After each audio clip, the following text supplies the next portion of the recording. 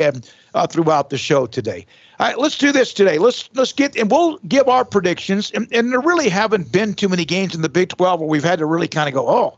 But we're going to give our predictions of the Big 12 games here coming up, and then also get yours as well on the chat room, or also as well on the text line at 254-339-1122. Jeff Howe will join us. He covers UT for Horns247.com. Also on the Horn, I think it is, down in Austin as well. Where, Craig, I think that was a station that you might have been on, in fact, yesterday. All right, here we go. Let's start with Iowa State, West Virginia. Iowa State. Yeah, Iowa State. Yeah. I say Iowa State. Texas Tech at Oklahoma with a coaching change. Interim coach. Oklahoma. 2:30. Yeah, I'm going Oklahoma here. 2:30 Central. We'll take Oklahoma. I'm interested to see what Sonny Cumbie does as far as just the look of Texas Tech, but I don't have a lot of optimism. But you never know. I mean, OU's defense hasn't been playing well. Even kind of everything was a little bit shaky last weekend against Kansas. So I'm expecting them to have like some really focused bounce back effort, knowing they didn't play well last week, and that Tech is kind of rallying now to try to just save the season in kind of a way with their head coach being fired. So that could get interesting if Oklahoma doesn't play well, but I'll take OU. All right, I will too. This is one of intrigue here. One of these two teams is Kansas State had the nice comeback win against Texas Tech. We know where TCU is. They need to win badly. TCU at Kansas State in Manhattan. I'm taking K-State. I'm not as confident in this game as I am in some others. I'm more confident in Oklahoma, and I'm more confident in Iowa State over West Virginia. Going back to that game, I mean, that's one where I don't really look and see any way where West Virginia is going to, make that fun or competitive. That game in particular, it's very interesting in Fort Worth right now. If they go and lose this game, I mean, they're sitting there flirting with 500. You look at their schedule, they might not be making a bowl game. And I don't think that'll get Gary Patterson fired, but it's going to, just turn that heat up a little bit more. So very interesting week there with a lot of fan outcry, and also, just some people kind of, seeing through this whole Patterson, kind of personality. For the first time, it feels like everybody's kind of going, you know what? That stuff he's always done is kind of like messed up. That's not, so it's weird right now. A win would make that, kind of quiet down, but I'll take K-State at home. I'll take Kansas State, and I think I don't think that Gary Patterson's getting fired this year, but no. I do think that he's going to be one of those guys who goes. You think he'll ever get fired, or you think? I think he could. Yeah, I do. And here's why I think so. I think he's the kind of guy that the minute that you have to.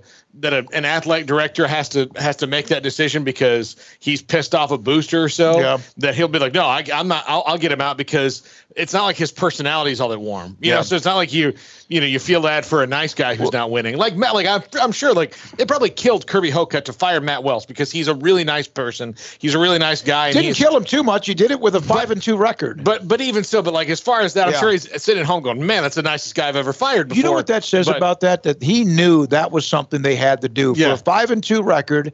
Again, they knew that they were struggling, but he didn't see, even with the record, they knew it was kind of almost like cosmetic. It was a mirage. Yeah, I mean, they had barely beaten SF. I mean, look at who they played. Look how they got the 5-2. It wasn't like they were beating really good teams. I mean, the Houston game, okay, that's one thing. Houston, that's actually a pretty good win, but they eked out one against SFA.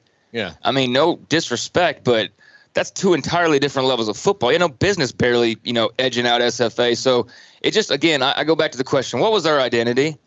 They didn't have one. They didn't have one. You couldn't even name a star player really, because they had just a bunch of pretty good players, but nobody was even a star anymore. It's just, there was nothing. There's no juice there. There's zero juice in Lubbock with Matt Wells. So, I'm sure Kobe Hocutt, I'm sure that bothered him. It bothered him much as Chris Del Conte, since he's apparently already closing in on a hire, and it hadn't even been a week since he fired Matt Wells. Yeah. So it didn't bother him that much, because they seem pretty revved up and ready to go based on all the talk right now. But I do think I think Gary Patterson is going to be that guy who enters the year in trouble. And if he doesn't make strides, because again, like we said, attendance is bad, and it's never been great, but it's even worse. Yeah. They're average. The stuff that he's supposed to be good at, they're not good at. And every week is a different, some sort of conspiracy theory. Like he's the QAnon of coaches about, this is against me and this is against me. And why are these people writing this stuff, when good coaches, guys who are successful year in and year out and don't,